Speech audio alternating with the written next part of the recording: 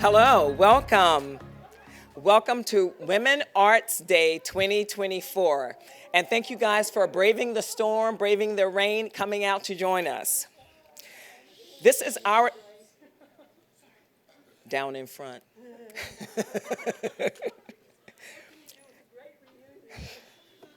This is a celebration of Women's History Month. I'm Avis Boone, representing SAG-AFTRA.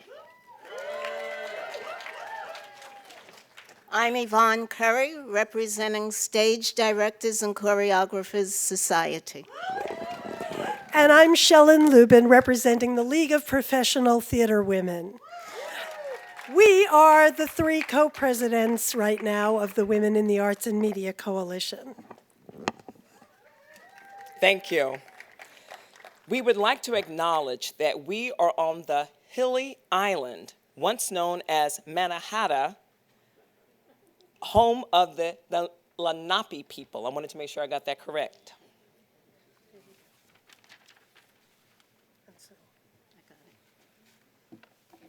And so we stand in gratitude for the indigenous peoples on whose land we stand. We also stand with all people around the world struggling for peace and the ability to live and thrive. Yes, indeed. For 25 years, the Women in the Arts and Media Coalition has been harnessing the power of our member organizations to address issues of concern to women in our industry, connecting individuals and entire organizations to share information, sponsor events, and nurture the voices and visions of women. And just in case this is the first time you're hearing that, the voices, that is whose stories get told, who gets to speak, and the visions, how we see women. At this time, we would like to acknowledge all the reps from all those organizations who have served on the board now and in the past, because they're scattered all over in the audience. Would you please all stand up, those of you who've been on our board at any time?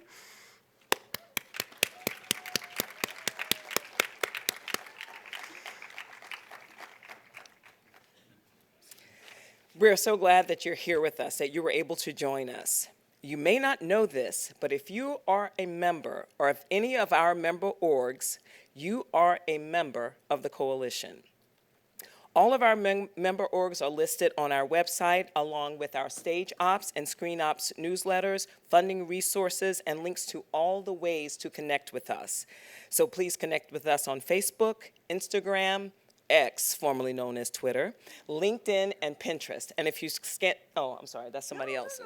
Say it. And to make it easy for you, just scan the QR codes that you see around on the tables, and it'll hook us up to that. Sorry, that's okay. Today's celebration of women artists, previously known as Swan Day, has been happening yearly since 2008. NYWIFT, SAG-AFTRA, Women Arts, the SVA BFA Film Department, and HerFlix have been doing these film screenings with us every year on a Saturday in March since then. So, we've reinvented this day this year as Women Arts Day. Doesn't even need to be explained. Everybody gets what it's about. And we're so glad you're here for it. I mean, what's better on a rainy day than a movie, right? We reinvent ourselves periodically, the coalition, as the world changes and as the worlds of arts and media change, and they've all changed so much in the last 25 years since we first formed the coalition in 1990. Yeah, that's applause. 2023 was a year of big changes, and 2024 is going to be incredible. We finally have a physical home and office at 22 East 30th Street as part of the Houghton Hall Arts community. So we hope that you will see us there for future meet and greets. We have also amended our bylaws and are now accepting individual members and student members, as well as our full member organizations, affiliate orgs, and academic affiliates. Join on our website today. This is the year that our next collaboration award is going to be announced. Receive submissions and be curated. The collaboration award is for 2 women from 2 different disciplines collaborating on an arts or media project. Do you need a collaborator for a project that you want to submit? We'll be having in-person and online meet and greets all year for artists to reach out and meet each other. If you're not a member through an organization affiliation, you can apply by becoming an individual member. And individual members will also have access to our new collaboration Google group to reach out and connect with each other. We'll be having a Student Collaboration Award as well for our student affiliates. Plan for our Collaboration Award launch party. Make note of the date, Monday, April 29th. Save the date. Please, more information will be coming soon, and we'll be looking for you there.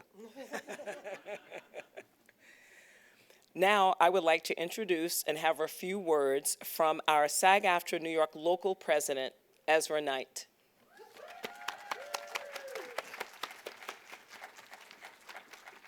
Stopping up, hopping up.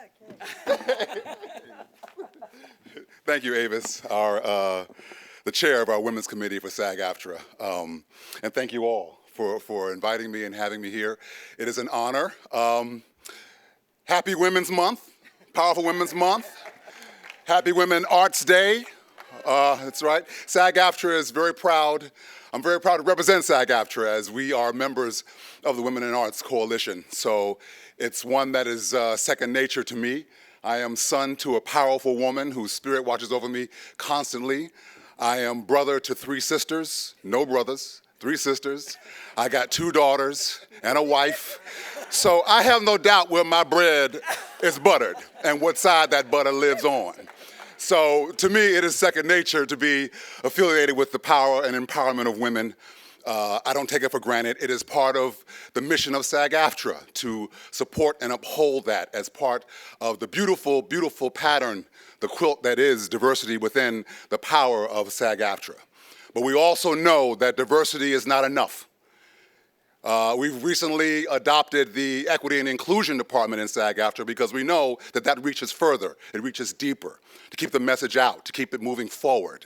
So being a part of all this moving forward is just lockstep and intoned understanding of the mission going forward to make this country better, to make this world better, to have the stories of everyone told fully, to be fully inclusive and fully acknowledging of all the voices. So yes, it's about that. It's all about that. I am all about that. So, and the other part of that, of course, would be to send this message forward to the next generation, to keep this message moving forward to those who are going forward to keep this alive for us when we're gone. So, because that might happen at some point, right? All right. See, that's why I dress up, because this might be the last time you see me, but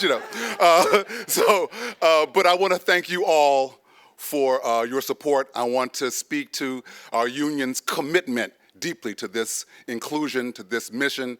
There we are as our logo. Wherever you see that SAG-AFTRA logo, it's important that it's embodying that kind of support and that kind of mission from our sibling unions and our membership and the presence in the minds of everyday citizens who now see SAG-AFTRA as a guiding post of moving forward for not only women's interests, but for labor, for the power of inclusion, the power of equity, and the stories we tell and why that's important to keep moving forward, and the legislative agendas going forward, and to empower that and change things for the better, for the good. Amen. Thank you all for having me. Thank you, Avis, Sheldon. Guys, thank you. Thank you, Ezra. Always a powerful speaker. So also, we would like to acknowledge our SAG-AFTRA Executive Vice President, Linda Powell, our Executive New York Labor, okay, this is a long title, so bear with me. The Executive Director of the New York Local Labor Policy and International Affairs, phew, Rebecca Damon. And I also want to acknowledge Herflix owner, founder, Adriana Shaw.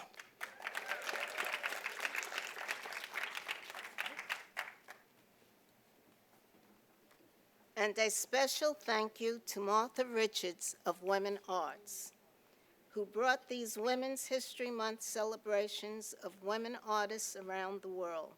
She's on the other coast. Do I say that all again? And a special thank you to Martha Richards of Women Arts, who brought these Women's History Month celebrations of women artists around the world. She's on the other coast, but she's here with us in spirit. And now we are excited to see our two films. Finding Her Beat is our main feature documentary today, but first, the short, Gone Before Your Eyes.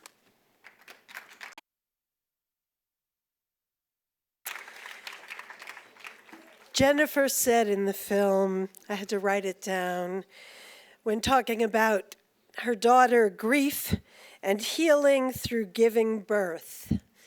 And what both of these films have in common is it's about the grief and healing through giving birth to art, which is everything that we at the Women in the Arts and Media Coalition are trying to give voice and vision to for women, you know. And Tiffany said, why do we think we don't belong? We have a right to do this work. So just wanted to pull out those lines before we move on.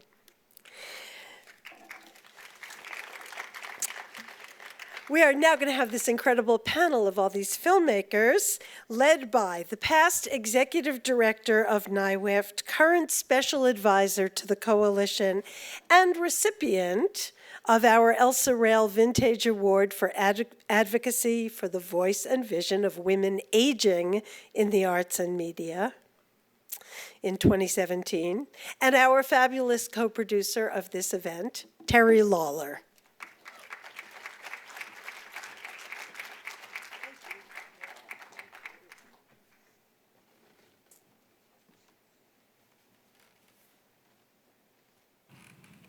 Hi, everybody. Thanks for coming. Can you hear me?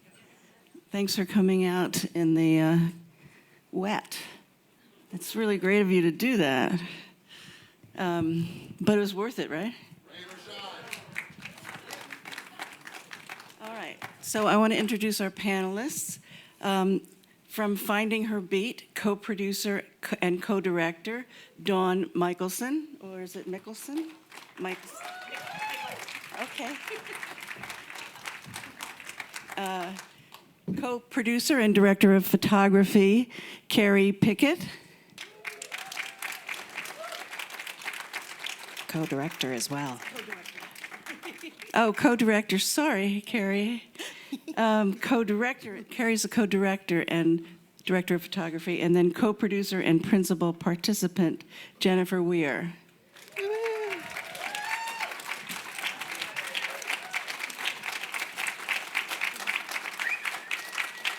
And from the beautiful Gone Before Your Eyes, the director and writer, Kara Yates.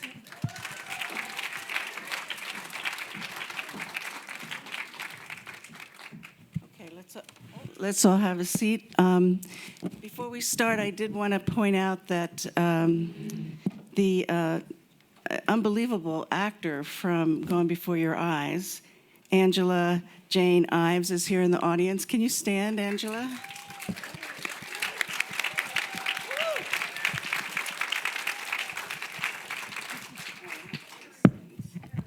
Oh, yes. Yeah, no, the character's name was Angela. Her name is Jane Ives. Oh, really?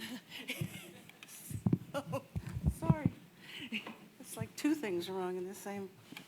It happens to the All best right, of us. I'll try to do better. Okay, so I'm going to start out with just asking those of you from the most wonderful drumming movie that I ever saw in my life. How did this? I in some of my readings I saw that this was originally going to be perhaps just a concert movie. Jennifer, do you want to start and talk about how that worked out? Well, Dawn and I have been friends for decades, and when I had the whole idea for the Her Beat concert, I met with Dawn for lunch and was asking if she could come and film it, and so we could have a concert, DVD. And the more we talked, and we talked about lots of things, more than just this project, things about being queer moms and being in industries that are very skew male domination, and trying to find your way and balance through all of that. And when I pitched the whole concert, it was Dawn who saw the vision to make it a film. And so I ended up entering the documentary film world as a producer, which was quite an amazing journey to be here. But it was Dawn who had the vision and the idea. Do you want to expand on that? I will just say that thank you. And when you have a good idea or a decent idea anywhere near Jennifer Weir, she's like, yes! Like, she's the biggest cheerleader you've ever met. You probably noticed that.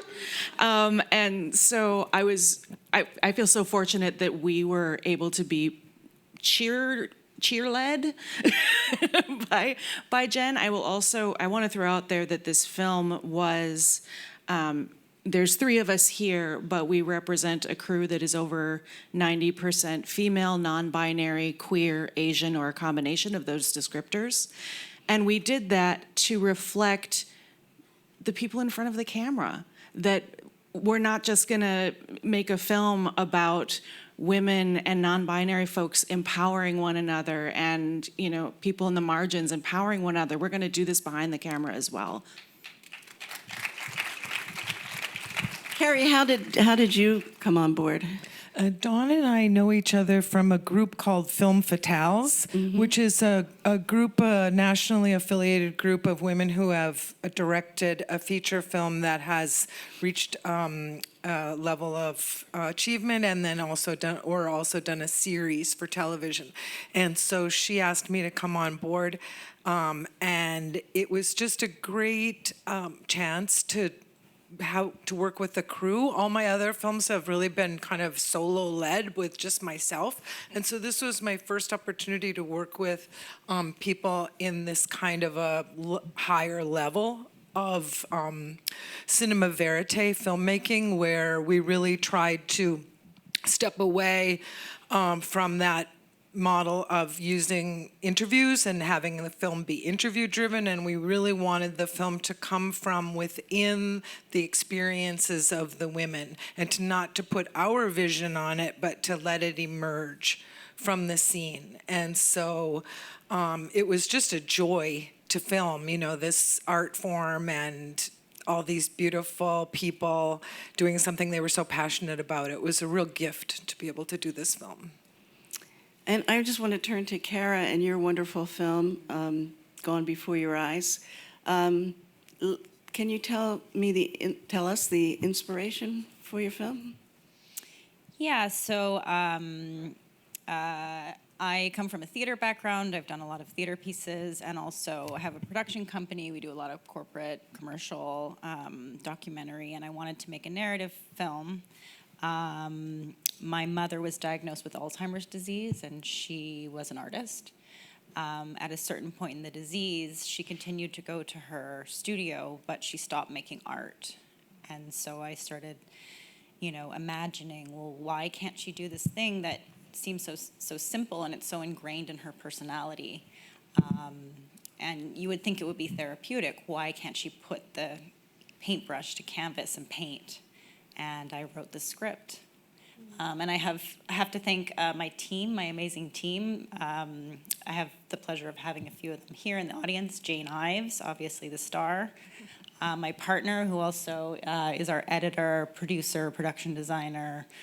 He was my emotional support, helped me with the script, and our amazing casting director, Michael Walsh. So thank you guys so much. Without you, I couldn't have made the film. Tell me about the challenges of the film. In particular, there's no dialogue, and you and your lead actor did a wonderful job with that. But can you tell us about what kind of challenge that was and how you worked with it? So I really, my intention was to immerse the audience in the disorientation of the disease and try to understand it myself, because as my mother was going through it, it was a very difficult time for her. So really try to connect with her and her experience. It's really hard to know what people with Alzheimer's are experiencing, because as the disease progresses, they lose their ability to communicate what they're experiencing. So obviously this is my creative interpretation, but as I was writing the script, anytime I'd try to write dialogue, it just shouldn't have been there. It didn't work. So, I wanted to tell the story through more music and feeling. I cast Jane Ives when we did the audition. She was by far, my Angela. And she comes from a theater background. So we worked together, throughout the process. We did a bit of rehearsals, and then when we were shooting, we worked together to sculpt Angela's performance. Jane afterwards said to me, I felt like we were making a horror movie, because, there's so much that she's feeling, and then when she saw the performance, she's amazing, and I'm so grateful that we cast her, because without Jane's performance, we would not have this film. And I really needed an actress who understood the feeling. Jane also has a connection to Alzheimer's disease.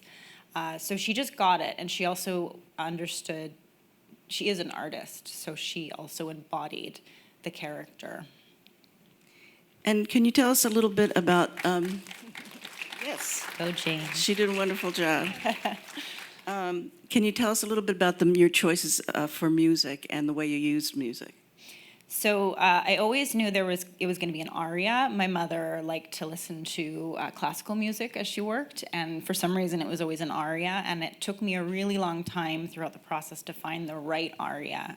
For a long time, Costa Diva kind of fit tonally, but wasn't quite right. And as I was writing and preparing, I was listening to arias and arias and arias. And, a lot of them are very happy or very sad, and I needed something kind of in the middle. I found El Dolce Guidalmi, and it just was like the right fit. I did some research. It's from the opera Anna Bolena, which is about Anne Boleyn.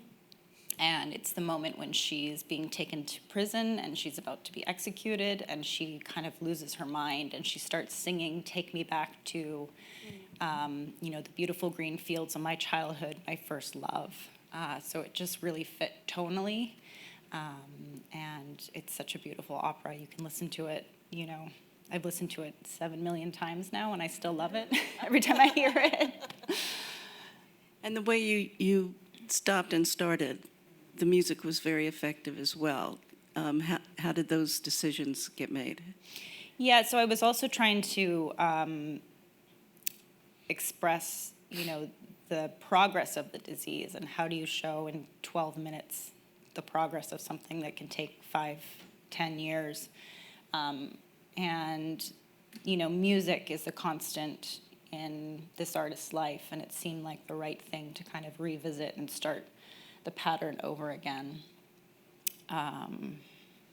It also took us a very long time to do the sound design. That was kind of the last thing that we finished, because I knew how the movie should look and feel, but the sound design was kind of this new layer that after we had the aria in there, it was all the little, how does the experience sound for her? So that was a unique challenge that I'm very happy with the final product, but it took time.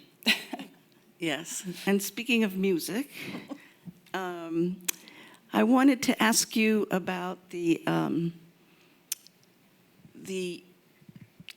combination of your music that I believe was composed for you, and the drumming, the Taiko. It was perfect, I thought. Do you want to, the three of you, somehow talk about that experience and how you made those decisions? Sure. We reached out to a composer actually based in Australia, and her name is Mi Li Hay. I believe her family is moved from China. Is that accurate? And so when she saw the rough cut of the film, she saw her life on that screen. She was saying, this speaks to the experience of a woman in the Asian diaspora, and that's me too. And so from the beginning, she had a very heart connection to the film, but she also recognized very quickly that you don't want to compete with drums like that.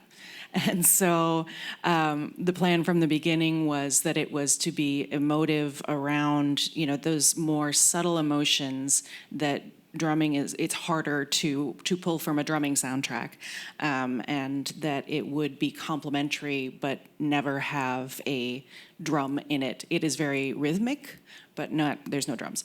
And so, yeah, she did an amazing job, and we did it all on Zoom because it was not only during COVID, but also she was in Australia. So it was an amazing experience. I don't have anything to add. Now, okay. She said it all.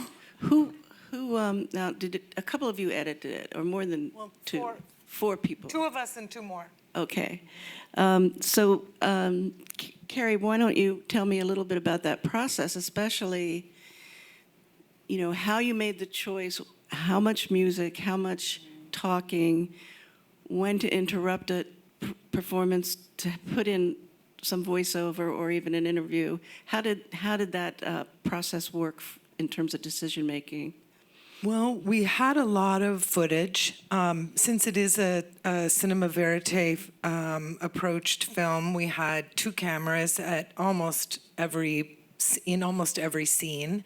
And so I was the first editor, and this was the beginning stages of COVID. And so this was a brand new world, and under normal circumstances, I think I would have felt really overwhelmed with the task of taking the first stab at all of this footage. But because of COVID, there was absolutely nothing else going on. Nobody called. Nobody was doing anything. And so I took the film down to I matched all of the cameras and then took the scenes and made scenes and decided which scenes were the most important and didn't really cut the scenes short, let them long, and I cut the film down to 8 hours. Starting out of 200. Yeah, out of 200. And so then I handed it off to the next person. Right. And there were two other editors, and then I was the final editor. And each editor brought in a new vision of it. Actually, our second editor was a drummer. Not a Taiko drummer, but a drummer, and so he was really, a lot of the montage scenes are his. I was like, I'm not touching that. That's great. And so yeah, it is difficult though to balance the rhythm and all of the music with dialogue. And I think that what may help is actually, two of the four of us are trained musicians. I also am a trained musician, and so the audio in particular of a film, that kind of rhythm is very important to me, and so I often watch it with my eyes closed. Jen, I'm just in awe of your getting this incredible group together, and also of your performance.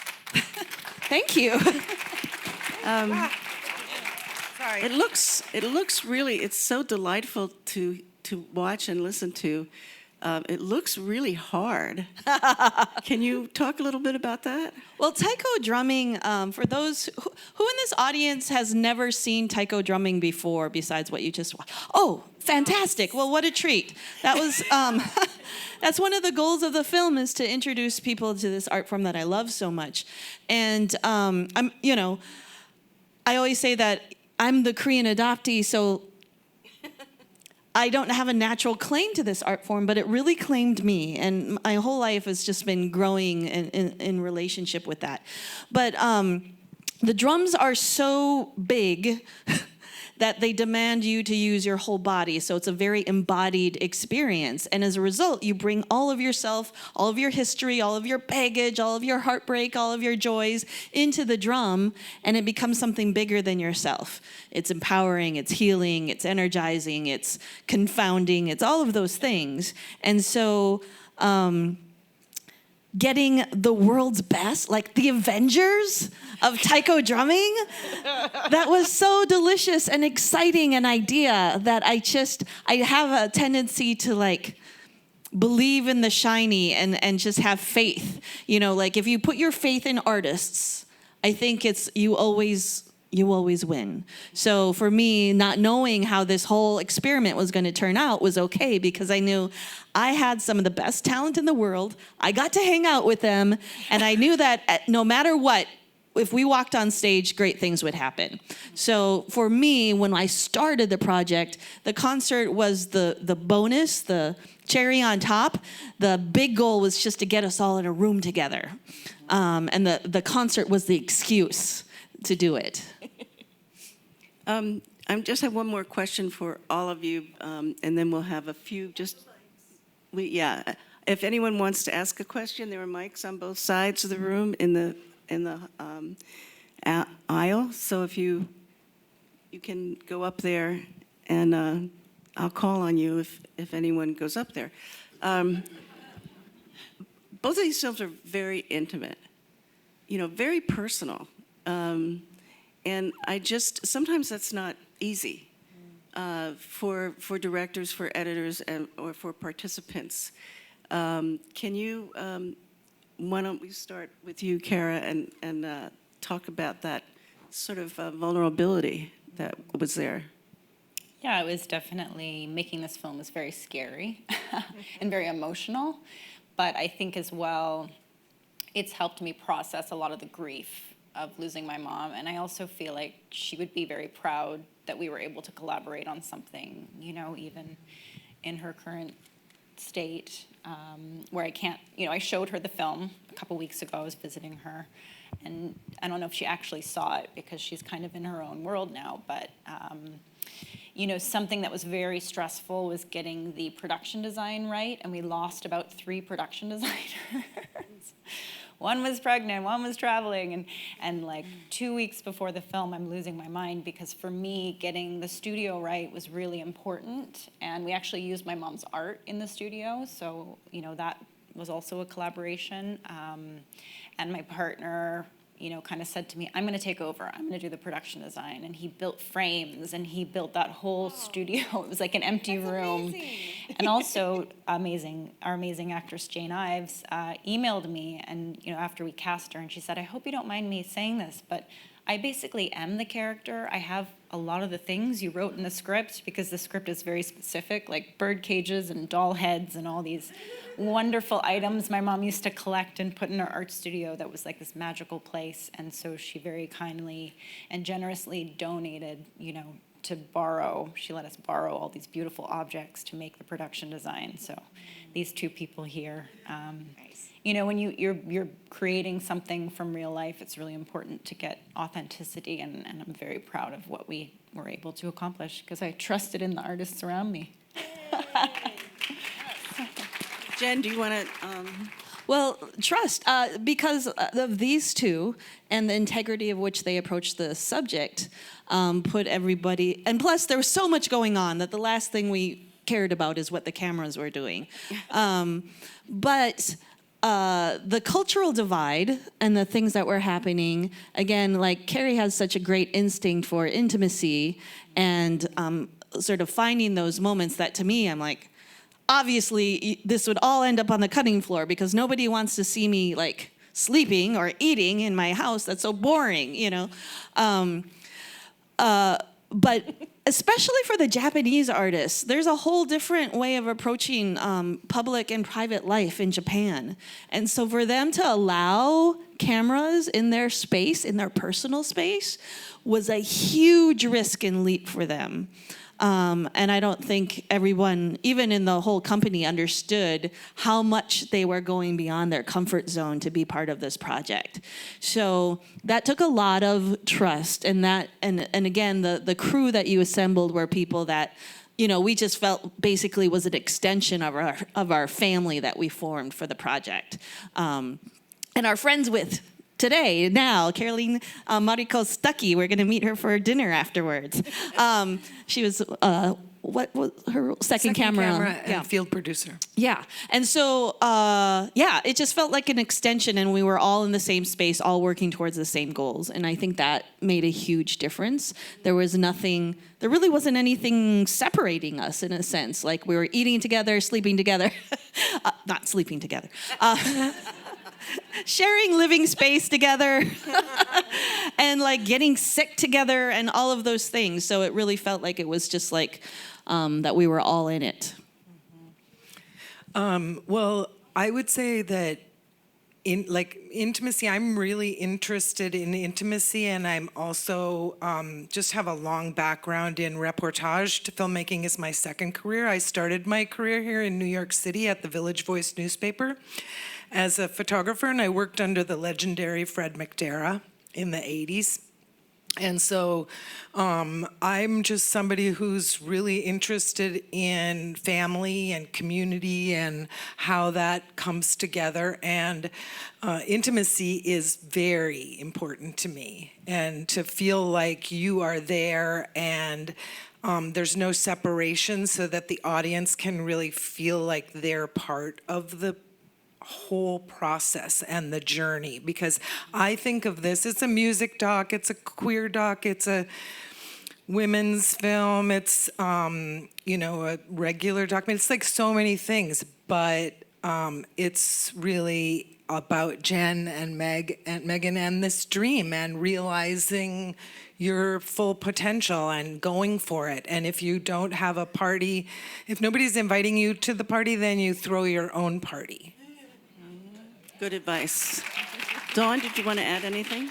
I think they covered it. I would say that Jen, that whole belief in your heroes, and I think that has spread out for many of us to what we have been doing, or what we do now, and it's changed a lot of our trajectories, because, I think we're often set as women to compete with one another. And this was an instance where we all so deeply respected each other's work, but also knew that the higher vision was this thing that we were making together. And that was what was most important. And so to continue doing that kind of work, that's where all the happiness is for me. We have a question. Yes, Jennifer. Hi. First of all, Is it on? You, Jennifer? Hang on. from the heart, this is an extraordinary film, and they both are, really. I mean, I never before experienced Alzheimer's mind, if you understand what I mean by that. And you allowed me to see that, and it was extremely moving, extremely moving. Thank you. You're welcome. And as for the, I should say, I've known Carrie for a long time. We worked together long ago. But after that, or I don't know, maybe it was before that even, I actually was a member of a Japanese theater company in Tokyo. That's right. And so for me, this has a lot of resonance because I mean, I don't want this question to be about me, but I just wanted to let you know how powerful your capture of intercultural experience was, and making it available, making a kind of co-expression possible, and how moving that is, really extraordinary. My question, now that we get to it, is what did you leave out? I mean, it's very difficult to do a film like this and create an arc. And what I noticed is that you brought me, with the drumming, actually, to the point of tears. And then you pushed me into the intimacy of the members of the group. And then you brought me again. So the rhythm in it was just extraordinary for me. And I want to know what you left out. Well, I confess that I got sick a couple of days and lost a couple of days of the residency. And so they brought in other filmmakers for those days. And so when I was doing the 8 hours, I probably didn't have as much of a connection to the material that they shot on those days. And it was like the costume preparation where people would come and be photographed in their costumes. And I brought that in other ways and just kind of shortened it. And so I do think that maybe I shortened some of the scenes or didn't include some of the scenes that I wasn't there to film because I didn't have, sorry, you didn't ever heard that before? Oh, I had No, but there it is.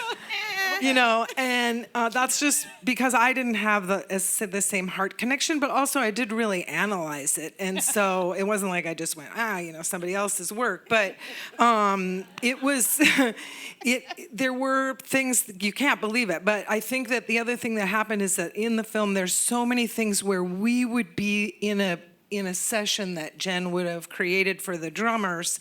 And of that session, maybe 5 seconds would be used of that hour. But what they did at that hour was very unique and very important. And I'm somebody who doesn't want to leave, I want to see everything. And I really never turn off the camera.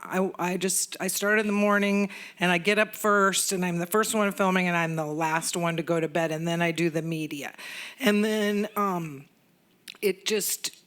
everything kind of, a little bit of everything mostly did get used. Really, can you think of anything that we didn't?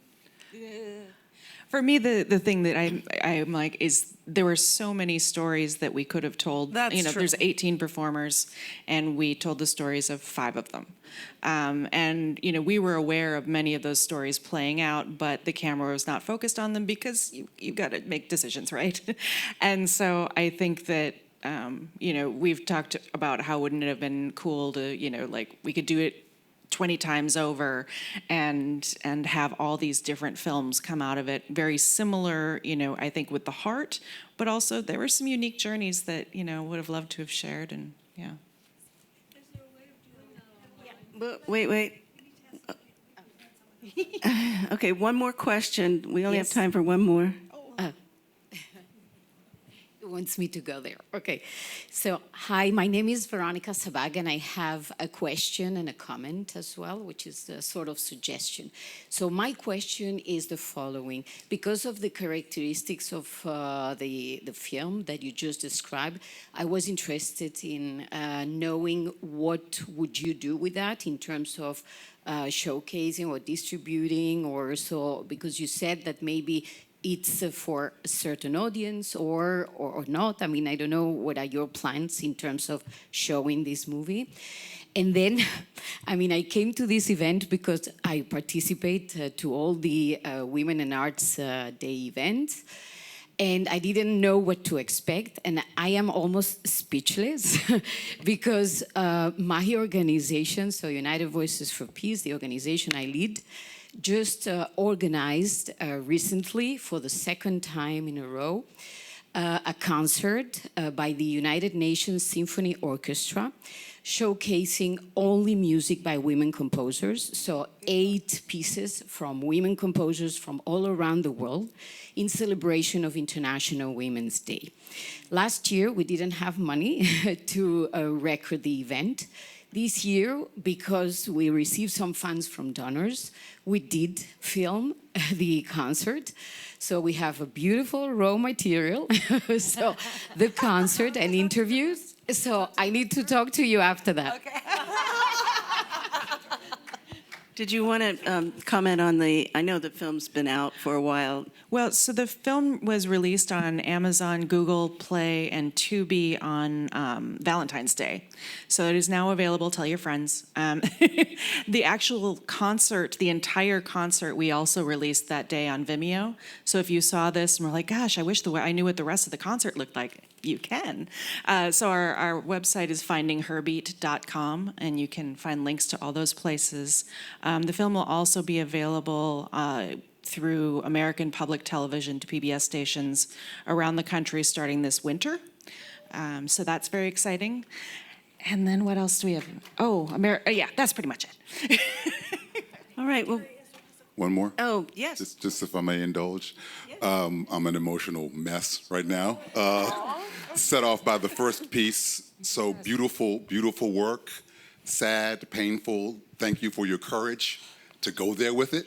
Thank you. To have it be that thing, right? So it was kind of an interesting setup in a way for the next piece, which of course floored me. So bravo, beautiful work. I have a cassette of Kodo, Yes, yes. Heartbeat Drummers of Japan, which I saw at the Kennedy Center, I think it was, in D.C., maybe the Warner Theater, I can't remember, because I have a cassette, right? So it was late 80s, right? I love it. Old school.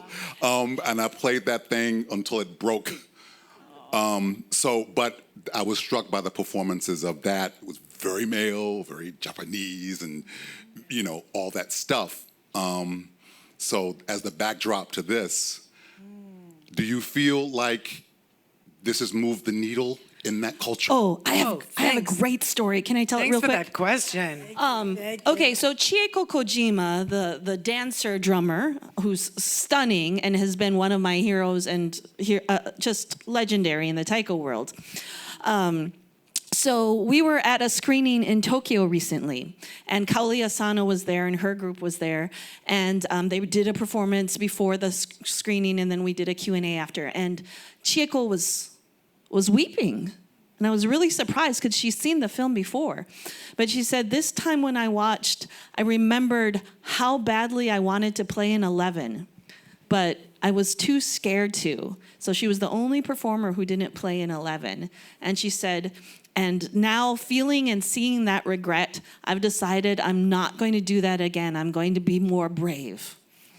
And so then, fast forward a couple months, and we have this East Coast Taiko conference up at Brown University, and I was there, and the workshop leaders at the end do this jam together for the end of the big concert, and we all sign parts, and we don't get to rehearse it. We just throw it on stage and make it happen.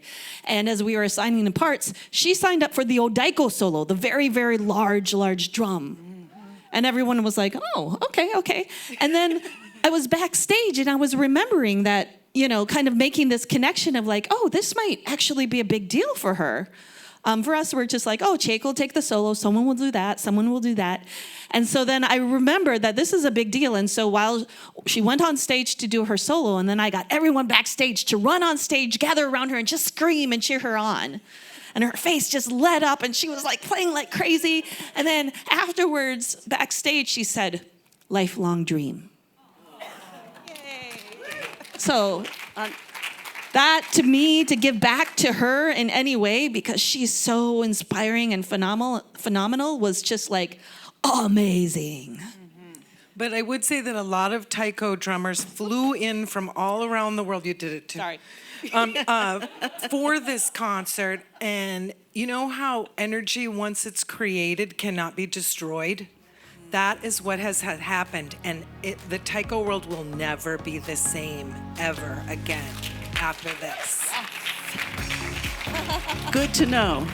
Good to know. So please, everyone, join us in the lobby for a reception, and we can talk more there.